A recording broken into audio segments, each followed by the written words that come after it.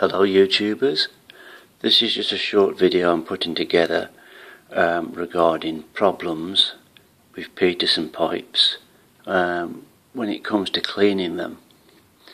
If you have a straight pipe like this one, it's not so much of a problem. You can just push a pipe cleaner down and it comes straight through. You can't actually see that. It comes straight through, and the problem comes with the bent pipes. If I can demonstrate with this bent pipe, you'll notice when I push the pipe cleaner in, it gets so far and then stops and hasn't come through, and it's got approximately as far as that. Now the reason for this, and you won't know until you actually split the pipe, is that while the hole is drilled in the dead centre of the stem, inside, and I need better lighting for this, inside the hole's drilled right at the top before it comes through.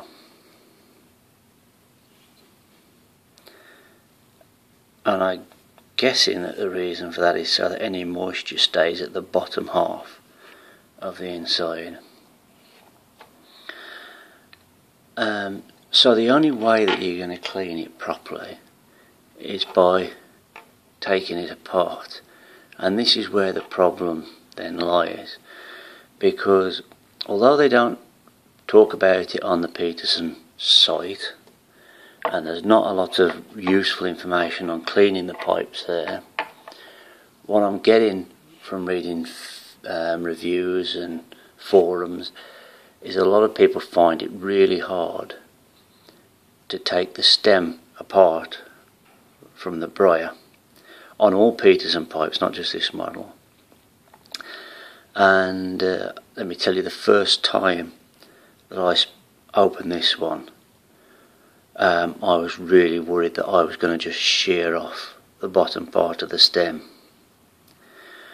And I work out 6 days a week, but nothing made me sweat more than when I thought I'd broken it. That was with this model. After only having it for about a week, I managed to, with this one I managed just with a bit of force to open it, but with this one I opened it a little bit and found it became really wobbly, and I thought I'd actually damaged the bottom half of the stem, because I imagined that it was going to be like this, as it is with the 03, as the same. But the reason why this one was wobbly once I loosened it is because I didn't know, there was no information when I bought the pipe. I hadn't realised this was actually a filter. I've put a filter inside, and it had this adjuster so that you can use it without a filter. So the first bit there is like a soft rubbery, and that's what was causing the wobble. But I think I've actually damaged it a bit there. Just pop the filter back in. It takes a standard, I'm using the Dr. Pearl in there. So I hadn't realised that this was actually could be used as a filter pipe. I thought they were all like that. But that's why it was wobbling, because it was in a rubbery thing. So I thought I'd better do some research and find out what can be done to make splitting the pipes easier. And it took me about 2 hours of trawling through the internet to find the right advice. And the best advice I've come up with is to save you ever from shearing off the bottom piece, which can happen. People have done it. always put the pipe into a freezer, leave it there for about 20 to 30 minutes. If it's still stiff, leave it for perhaps another 20-30 minutes, but normally 20 to 30 minutes is enough. When you take it out, twist. For some reason people seem to say twist it anti-clockwise, so give it a twist that way and then start to ease it out. As you can see inside this one, it's nice and clean briar. The best thing to do then is to put something in to lubricate the inside to make it easier in future. Now, some people said use some beeswax.